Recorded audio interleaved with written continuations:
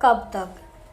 जब अपने ही घर में रहने की मियाद तय कर दी जाए तो समझ आ जाता है कि असली लड़ाई बाहर नहीं अपने ही लोगों से है। नेहा दोपहर में बिना बताए मायके पहुंची। हाथ में एक बैग था और आंखों में नींद नहीं, बस सूजन।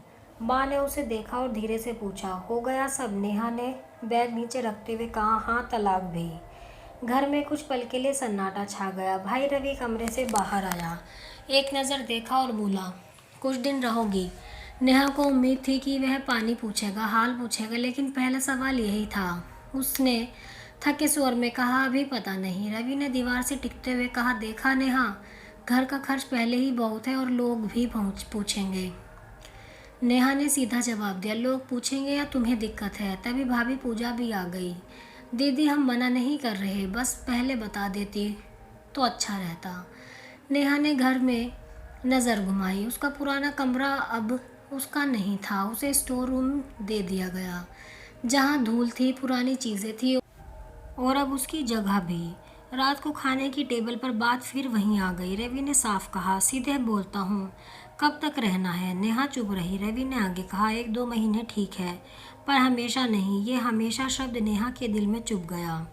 माँ चुप थी। पापा ने नज़रें झुकाई और नेहा को पहली बार समझ आया, ससुराल में उसे निकाला गया था, मायके में उसे गिना जा रहा था। अगली सुबह बिना किसी के कहे नेहा ने झाड़ू उठाई, आंगन साफ किया, रसोई में चाय बनाई। उसे समझ आ गया था कि यहाँ रहने की कीमत सेवा है। रवि रोज़ पूछता, नौकरी मिली? और हर दिन वही जवाब होता, देखते हैं। एक दिन घर में रिश्ते वाले आए, नेहा को कमरे में भेज दिया गया। बाहर से आवाज़ आई, कोई भाई बहन?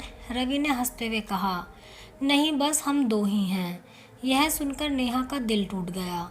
वह धीरे से बाहर आई और सबके सामने बोली, नमस्ते, मैं इनकी बहन हूँ। तलाक हो चुका है और अभी यहीं रह रही हूँ।